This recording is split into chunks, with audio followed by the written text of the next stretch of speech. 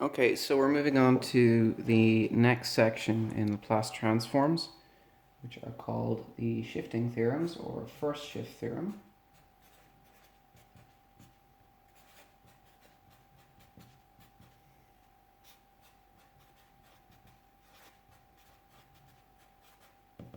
And the first shift theorem is fairly simple. Okay, it says the following: if Fs is the Laplace transform of some function ft, okay, then I'm allowed to do a certain kind of shifting action. I'll show you the shifting action here. If I take the Laplace transform of the exponential e to the minus a times t, okay, and that multiplies ft, okay, then what do I do? Okay, well, it's the same as f, but instead of s, which is what I used to have, it's now going to be s plus a, okay? And similarly, if we change the sign, e to the plus at, ft, well, then I shift in the opposite direction and I have f s minus a. So you have to be aware here that the signs are changing. If I have a negative exponent, I have a plus. If I have a positive exponent, I have a minus. Okay, and we'll do an example of this. It's not all that difficult to actually use. Okay.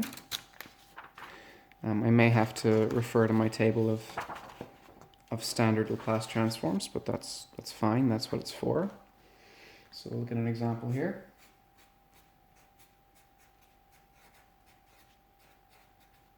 Here's my table of standard transforms. What do I have? I have the ft.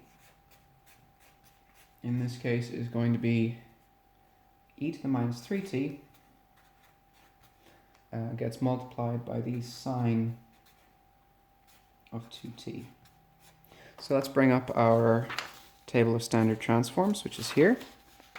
Okay, so we can see that this sine of 2t part fits one of our standard transforms here. Sine of at had the following form there. And now we have e to the minus 3t multiplies it. So my first shift theorem says, well, I know how to go and do this, okay? Instead of f of s, I just replace it with f of s plus a. So in this case, maybe I can keep both of those in view there, okay? What am I going to have? Well, now the Laplace transform for the sine of 2t is this one here. I'm going to have a 2 on top. I'm going to have s squared, and it's plus 2 squared, which is what? That's going to be 2 on top, and I have s squared plus 4, okay? Now, okay, because of the shift here, I replace s with s plus a, okay? And a in this case is going to be the thing that appears in the exponential, which is the 3, okay? So now shift.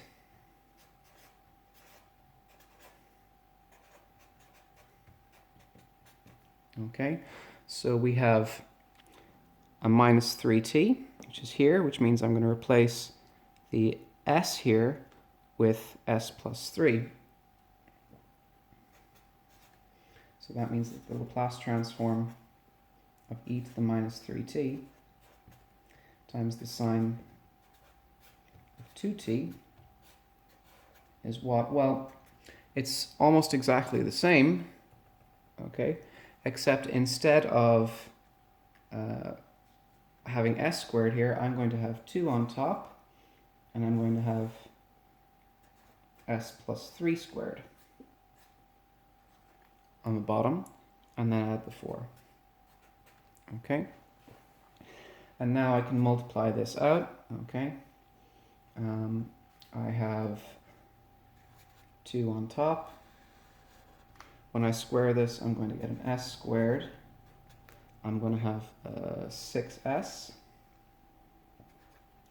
And I'm going to have 9 coming from that there. But then I'll also have the plus 4. So I end up with 2. And on the bottom I have s squared plus 6s. And 9 plus 4 is 13. Okay, so that's an example of the shifting theorem. Okay, for shift theorem. Okay.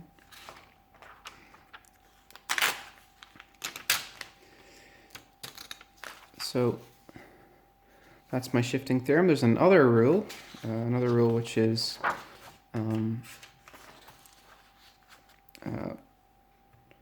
also relatively straightforward. Okay, and the rule is as follows. Okay.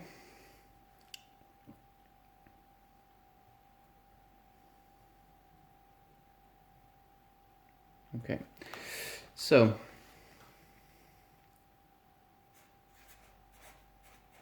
this is a rule for multiplying by t.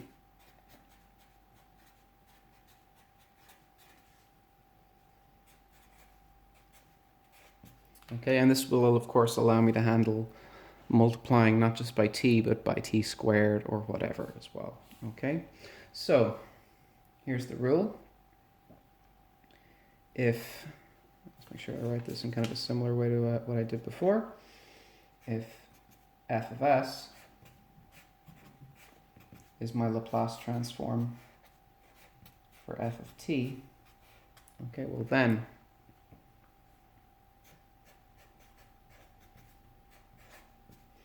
and here it is, the Laplace transform for t times f of t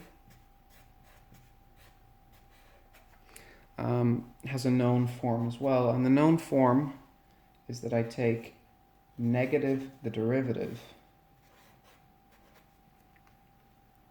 of fs. Okay? So if I know what f of s was, now I just differentiate it. And everything will be okay. Okay, so I'll do an example there in just a moment as well.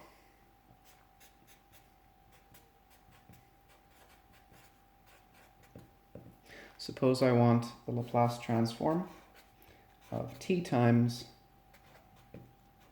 the sine of twice t. Same function I had before here. So now, this was the sine of twice t. Okay. So what was that? That was same as I had before, 2 over s squared plus 4. Okay, and now the Laplace transform. Oh, sorry, get rid of that t there. That was the old one. Okay, that was the now. If I include the t, okay, then all I have to do is find the derivative of this function here.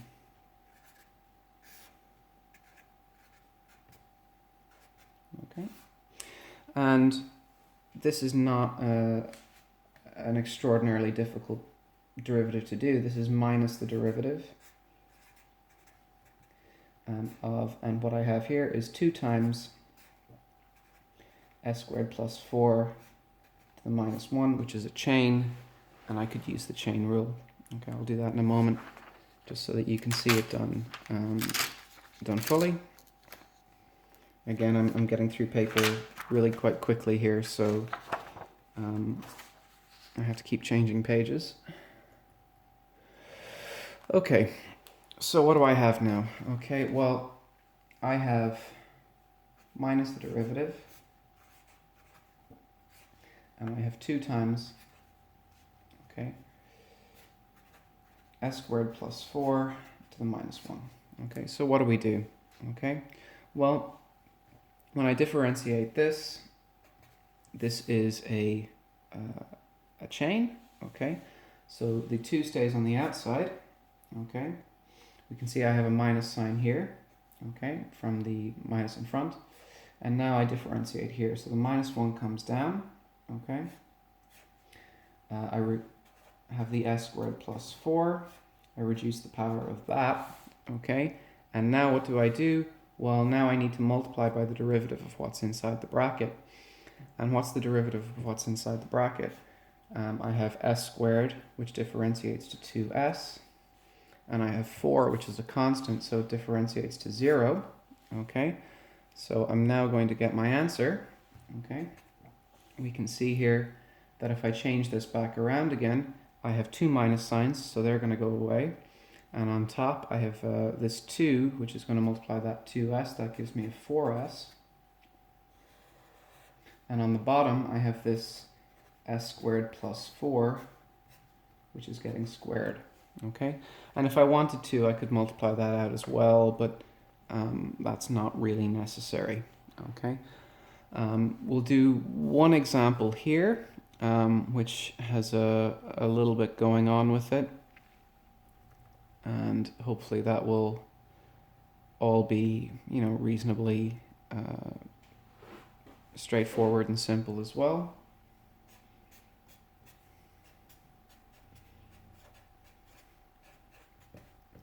So we have an example here, and we're told that f of t is equal to t times the sine of 3t, and we have t times the cosine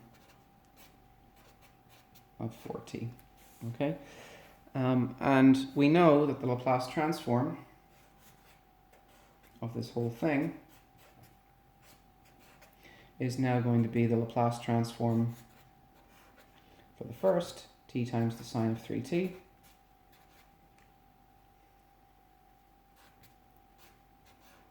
okay, plus the Laplace transform for the second, t times the cosine of 4t. Okay, and we can do these separately, okay? So first, let's look at the Laplace transform for t times the sine of 3t. Okay, well, that's very similar to our previous example. Okay, that's very similar to our previous example where we had the situation here where I'm going to have minus the derivative of something of this type. So this is going to be minus, let me move it on to the next line actually. This is minus the derivative. And what I have here is, instead of a 2 being on top, I'm now going to have a 3 on top because 3 is the multiplier on the t. And I have s squared plus 9. Okay, which is 3 squared. Okay, so that's my Laplace transform, and again I could differentiate this. I would use basically the same method I've done here. Let's go and do it. Okay.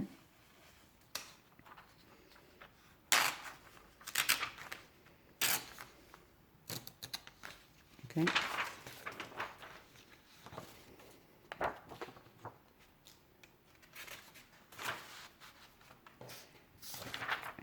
What do I have here? Okay, so this is minus dds.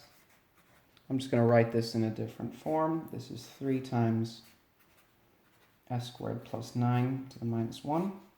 And now when I differentiate that, what do I have? I'm going to have the minus, and the 3 is just a constant, so that's fine. Then I reduce the power by 1 again. Okay, the power of 1 comes down. I reduce the power of 1, so I have s squared plus 9 goes to the minus 2, and I differentiate by what's inside, take the derivative of what's inside the bracket. S squared goes to 2s, and the 9 here is just a constant, so all I end up with, very similar to the last example, this is going to be 6s with the 3 multiplying the 2, and I would have s squared plus 9, which is going to get raised to the 2. Okay, a little bit trickier, however, is the second one. Okay, which is t cos. Okay, So now I have the Laplace transform of t cos 3t. And this needs to be minus the derivative, the s derivative. And what do I have? Well, instead of the a being on top, I have an s on top. Okay, so I have s,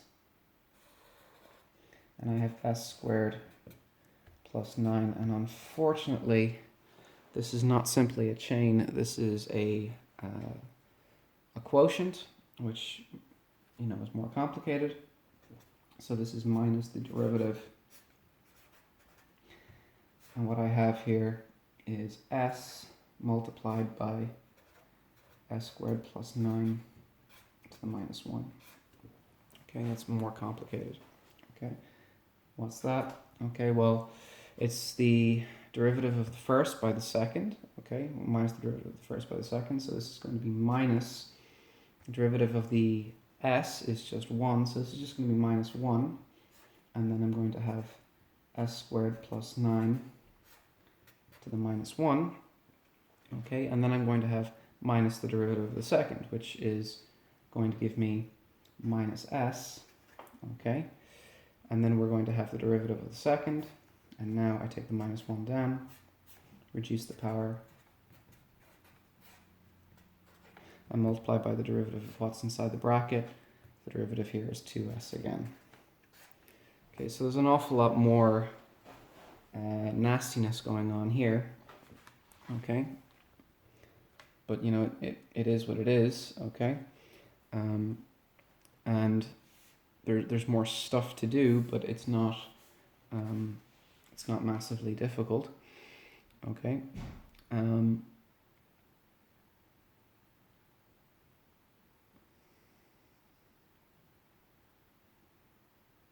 Okay, what do we have? I actually think they've made a mistake in the notes.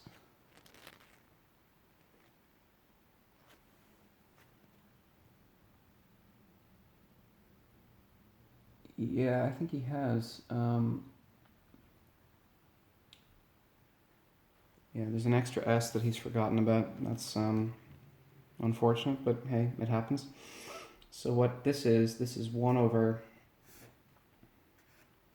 s squared plus 9, and then I have, that has a minus sign on it, minus 1.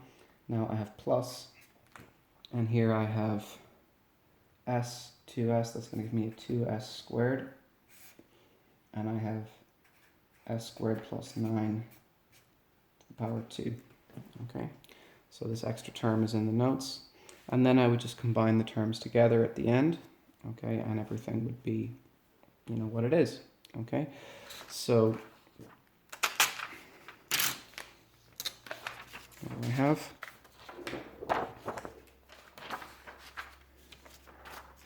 Okay, well, this is what I started with here, okay, and now I'm going to have that the Laplace transform, square bracket of ft is what? I'm going to have the 6s over the s squared plus 9 squared. I would have this term here, I would have minus 1 over s squared plus 9. Okay. And then I would have this term here, plus 2s squared over the s squared plus 9 to be squared. Okay. That's pretty heavy going. It's not an easy one, but it's very doable. If you know, if you're careful and you think about it the right way, and you try not to stress out, and you're methodical and you pick your way through it in an organized fashion. Okay. So I'll do some more examples in later videos. Okay. But this video is getting a little bit long, and if I let the video run on too long, it takes a long time to it takes a long time to verify, it takes a long time to upload, so I'd like to keep it fairly short. and I'll continue doing some of these examples now in the next video.